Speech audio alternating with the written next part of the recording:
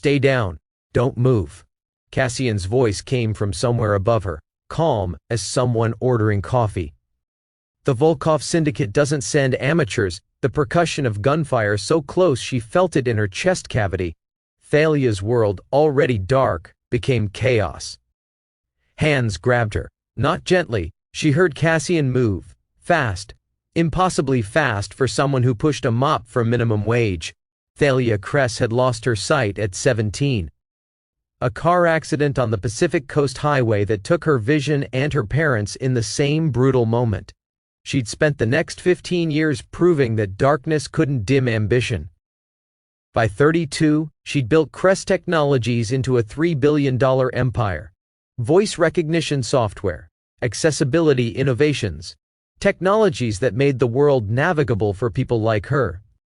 She navigated boardrooms by memory and sound, knew exactly 7 steps from the elevator to her office door, could identify her CFO by his cologne and her head of security by the way his leather holster creaked when he moved. But she couldn't navigate loneliness. Her assistant Priya had set up the blind date as a joke. "You need to meet someone who doesn't know your net worth," Priya had said. "Someone real. Real."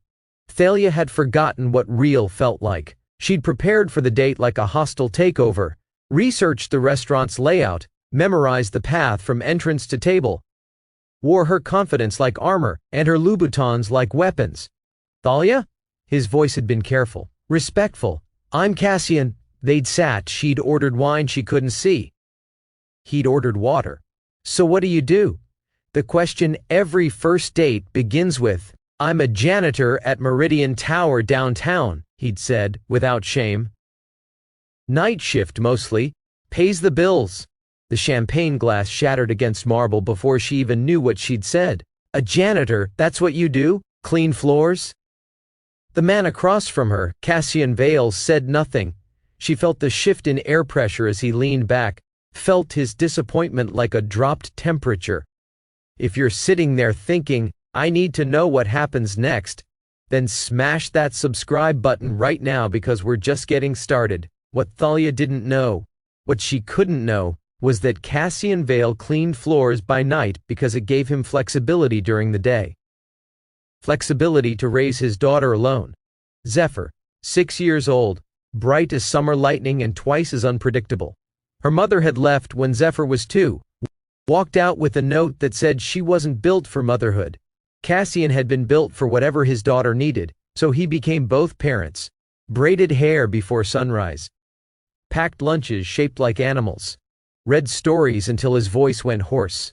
The janitor job paid enough. Let him be there when Zephyr got home from school. Let him be present. But it meant sacrifice. It meant watching opportunities pass. It meant enduring moments like this. Sitting across from a woman who couldn't see him but somehow saw right through him, to the poverty she assumed defined him. Cassian had learned discipline young. His grandfather had taught him Krav Maga starting at age 7, then Muay Thai, then Brazilian Jiu-Jitsu. "The world is dangerous," his grandfather had said. "Learn to move through danger like water through stone." After Zephyr was born, Cassian had stopped training, couldn't afford it, didn't have time. But the body remembers what the mind forgets. He'd noticed them the moment he entered the restaurant.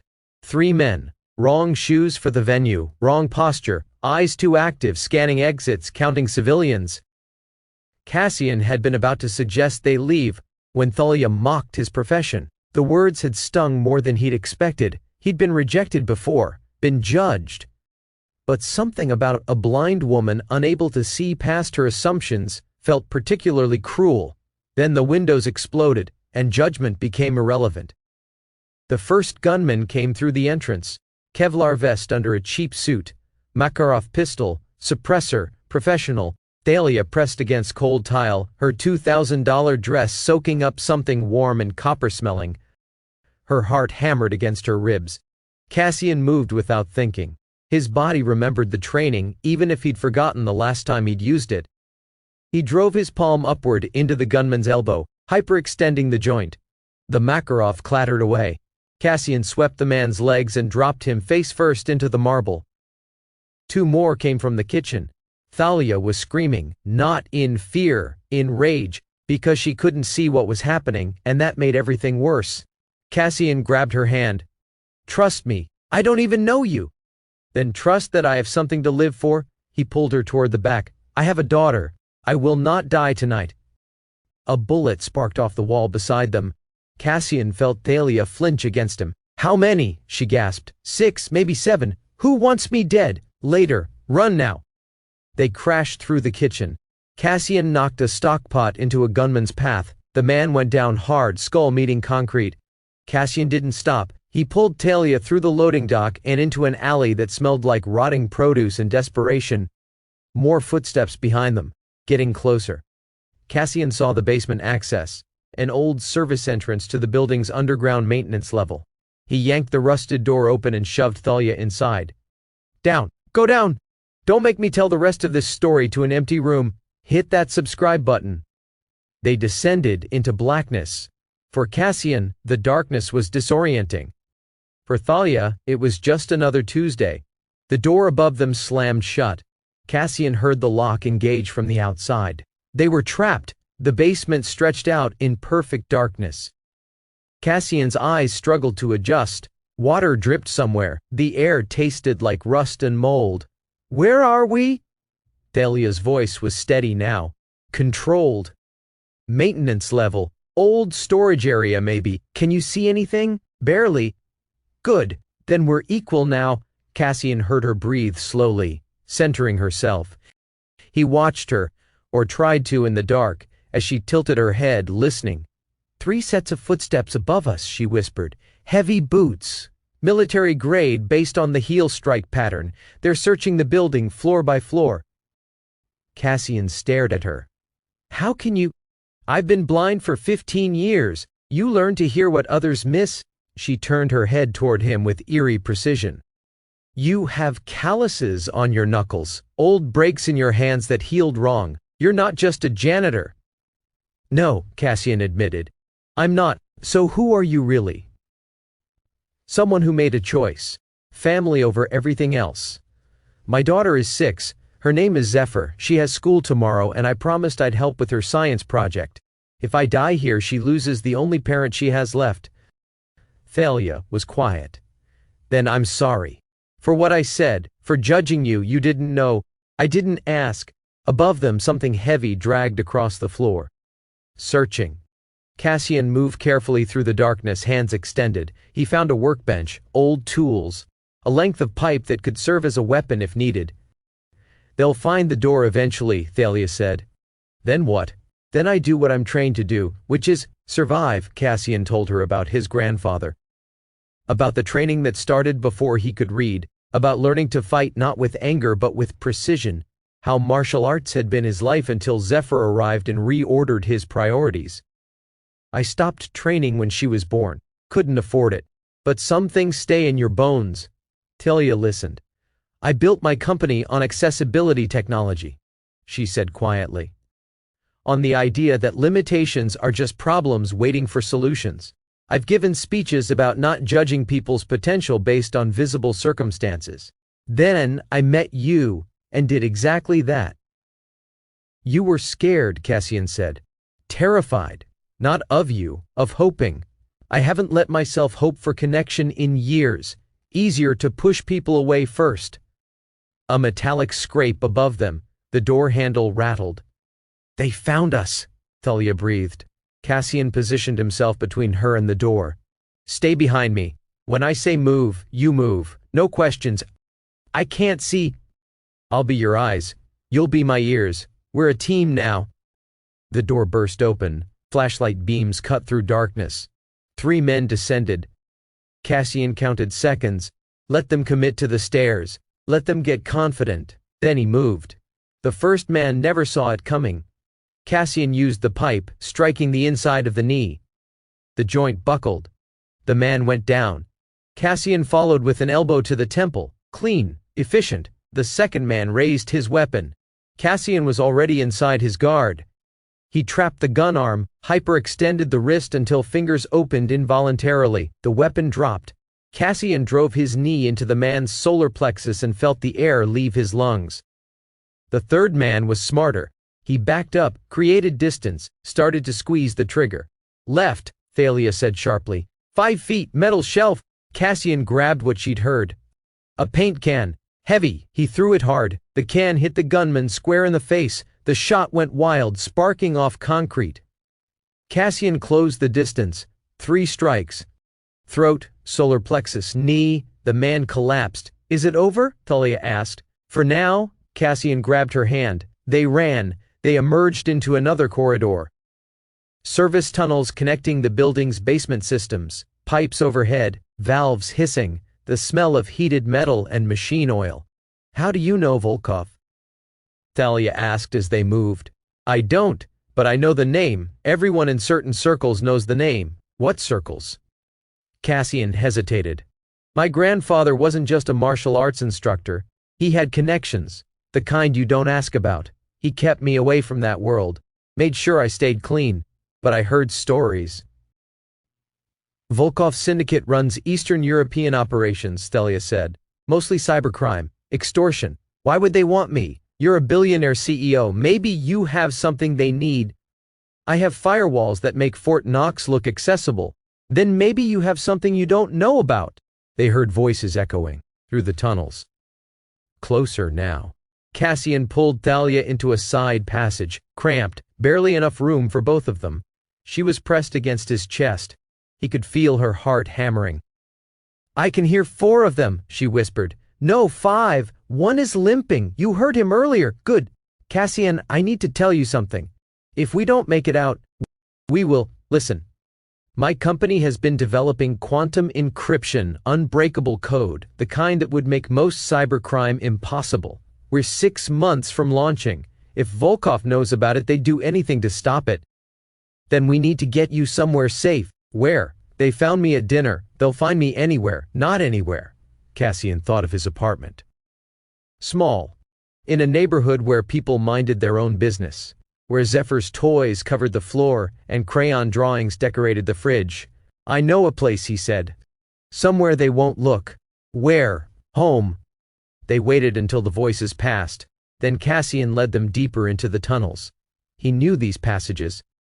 Had cleaned these floors. Knew exactly where the emergency exit led. Tell me about her, Thalia said as they moved. Your daughter? Zephyr? She's everything. Smart. Curious. She asked me last week why the sky is blue and wouldn't accept because as an answer. Made me research atmospheric light scattering. Thalia smiled in the darkness. She sounds wonderful. She is. She wants to be a scientist, or a ballet dancer, or both. She hasn't decided. I told her she doesn't have to choose. The world is wide enough for multiple dreams. You're a good father. I'm trying to be. They reached the emergency exit. Cassian pushed it open carefully. Night air rushed in. Cold, clean. The alley beyond was empty. We need transport, Cassian said. My driver is either dead or compromised. We can't trust anyone connected to you. Then how? Cassian saw the delivery truck. Engine running. Driver inside some restaurant picking up an order. Forgive me, he said. 2 minutes later they were driving through downtown. Cassian behind the wheel. Thalia in the passenger seat, fingers trailing along the dashboard as if reading Braille. You just stole a vehicle, borrowed. Grand Theft Auto is not borrowing. I'll return it. After what?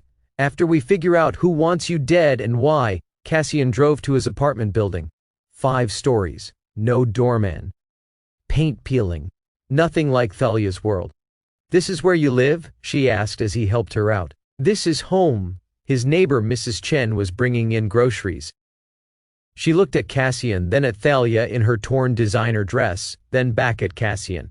Don't ask, Cassian said. Wasn't planning to. Mrs. Chen squinted at Thalia. You're that tech CEO. I've seen you on the news. Former CEO, maybe, Thalia muttered. Current fugitive. He's a good man, Mrs. Chen said, nodding at Cassian. Good father, you're safe with him.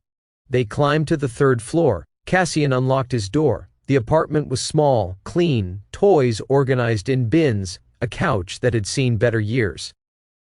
Photos on every wall, Zephyr at various ages, smiling, laughing, covered in paint and joy. Zephyr's at my neighbor's, Cassian said. She stays there when I work nights. I need to call, make sure she's safe. He pulled out his phone, paused. They could be tracking your phone, Thalia said. Don't call from yours. Use mine. Burner. Untraceable. She pulled a device from her purse. Voice activated. She handed it to him. Cassian called. His neighbor Patricia answered immediately.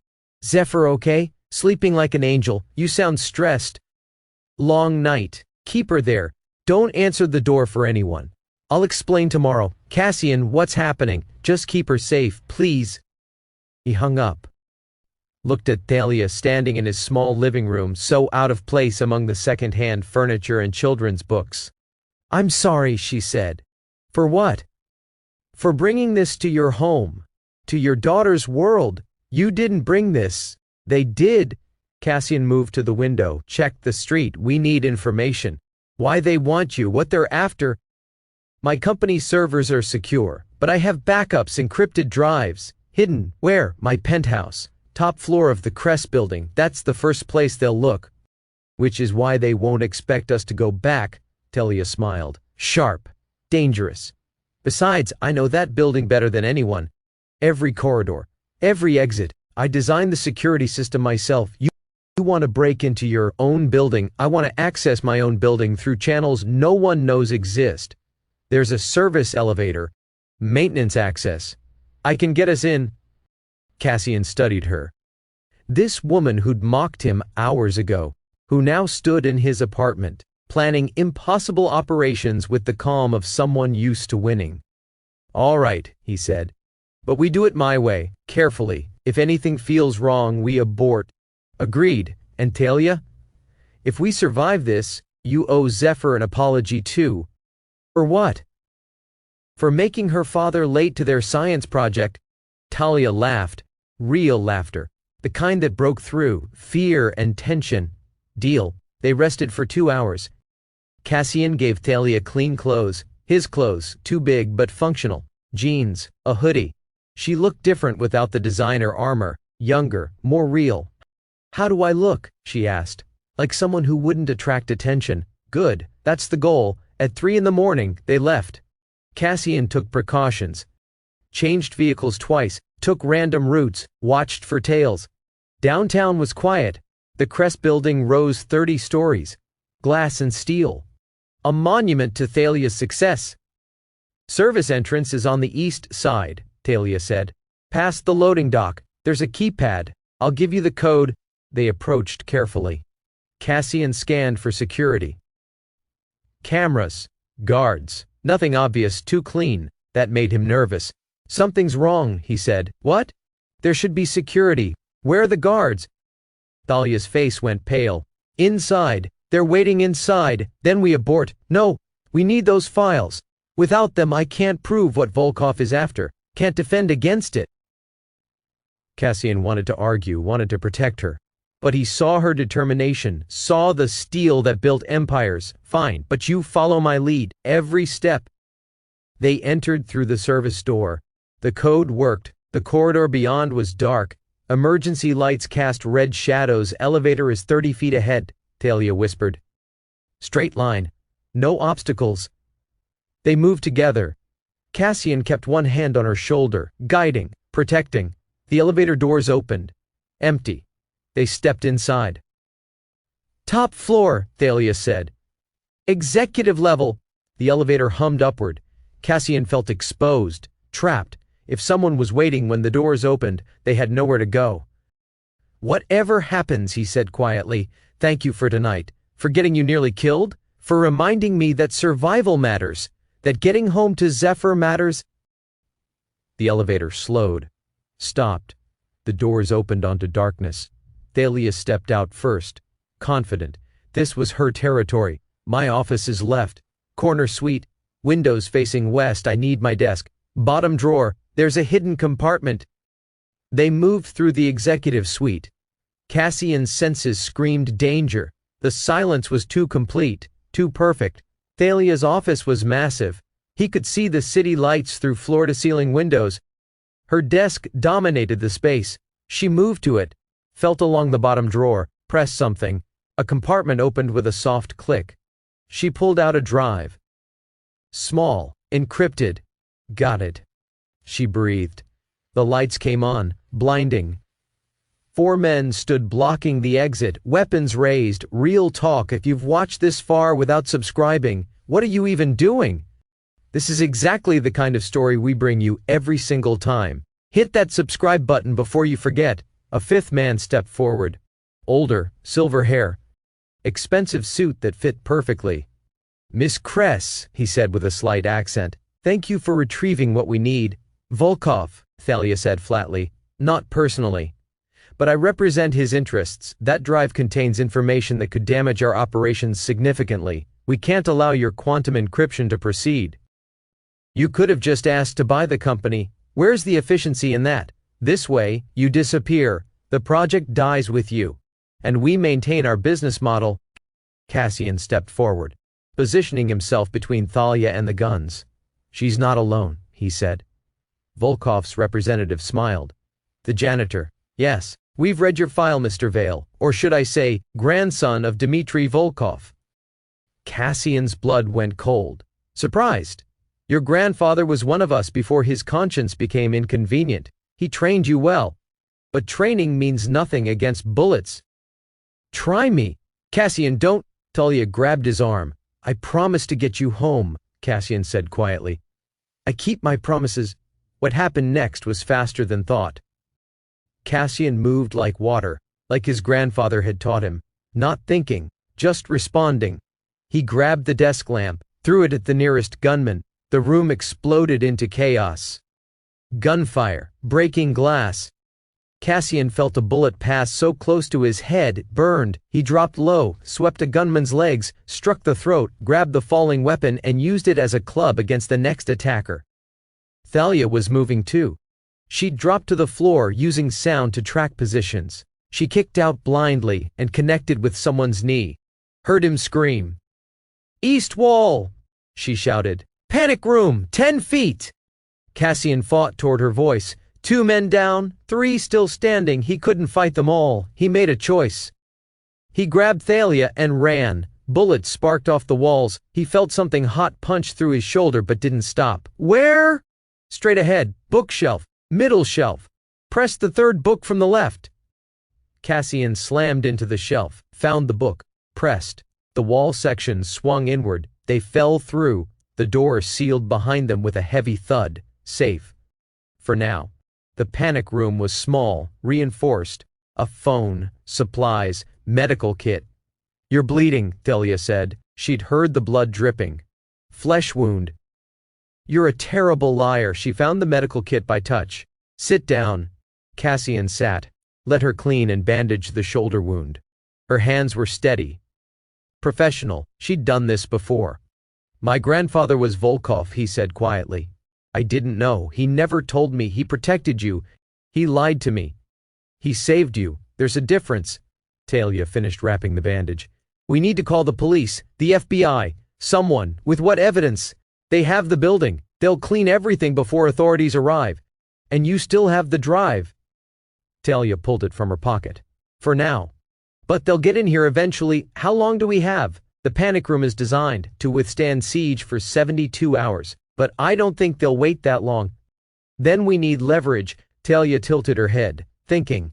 The drive is encrypted. Only I know the password. If they kill me, they get nothing. That's your leverage, but it's temporary. We need something permanent. Like what? Cassian thought about his grandfather, about the stories he'd heard, about how information was the real weapon in this world. We expose them, not just Volkov, the whole operation. You have the quantum encryption, use it, send the information everywhere. Every news outlet, every government agency. Make it impossible to suppress. I can do that from here. The panic room has satellite uplink, untraceable, then do it, now, before they breach the door. Thalia moved to the computer terminal. Her fingers flew across the keyboard, voice commands activated programs. She was fast. Efficient, in her element, uploading to secured servers, copying to mirror sites, sending to encrypted contacts. This will take 15 minutes. We might not have 15 minutes. Outside, they heard drilling, cutting. The door shuttered. Work faster, Cassian said. I'm working at the speed of bandwidth. 12 minutes. The door groaned. Metal screamed. "Almost there," Thalia muttered. 10 minutes. A section of the door peeled away. Pinolaith hands, freak. Hands reached through. Cassian grabbed the fire extinguisher. Sprayed foam through the gap. Bought seconds, 8 minutes. "Done," Thalia said. "Information is everywhere. Encrypted, distributed. They can't stop it now. Then we negotiate." Cassian picked up the panic room phone. Dialed the office line. Someone answered. "This is Vale. We've just uploaded your entire operation to 1,700 secure locations. News agencies, law enforcement, intelligence services. You have one chance to walk away clean. You leave now, we forget this happened. Or, in 24 hours the encryption keys release and the world learns everything." Silence on the other end. "Then, you're bluffing, call it, see what happens, or walk away and salvage what you can." More silence. The drilling stopped. Footsteps, retreating. Cassian and Thalia waited, listened. The building fell silent. "They're gone," Thalia whispered. "Maybe." They waited another hour. Then Cassian carefully opened what remained of the door. The office beyond was empty. Abandoned. The gunman had vanished like smoke.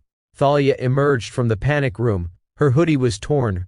Her face was streaked with dust and fear. But she was smiling. "We survived. We did.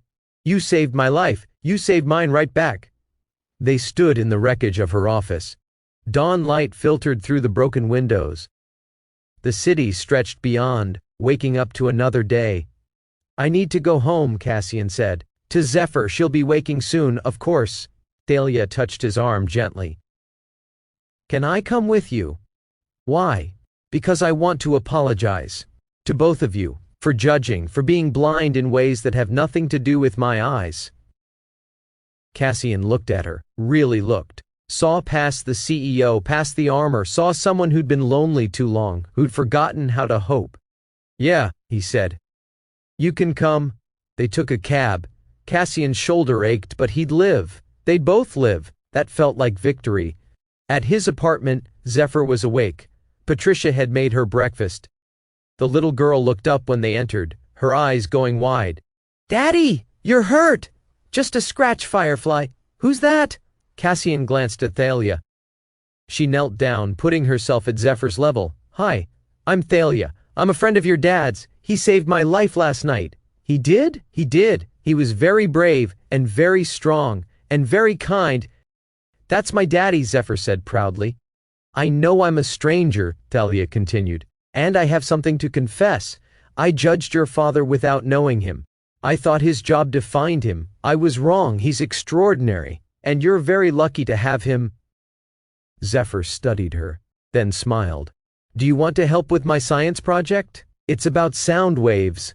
Thalia's expression softened. "I would love that." Cassian watched them. His daughter and this woman who'd walked into his life with a broken champagne glass and walked out with him through violence and fear. Patricia came over, whispered, "She's good for you. I barely know her. You survived death together. That counts for something." Cassian sat down. Let the exhaustion wash over him. Let the adrenaline drain away. He was home. Zephyr was safe. Everything else could wait. Thalia helped Zephyr with tuning forks and resonance. She explained sound better than Cassian ever could. Her world of heightened hearing made her the perfect teacher.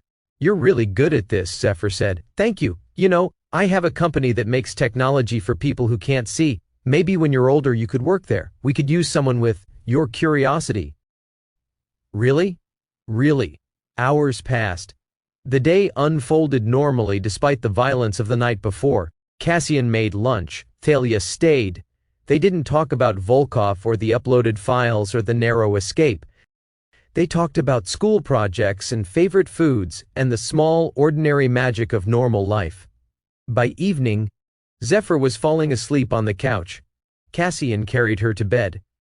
Came back to find Thalia standing by the window. "I should go," she said. "Where?" "Home. Hotel. Somewhere that's not putting your family at risk." "You're not a risk. You're someone who fought beside me. That means something." "Does it?" "Yeah. It does." Thalia turned toward him. I don't know how to do this, the normal part, the human connection part. I've built walls for so long.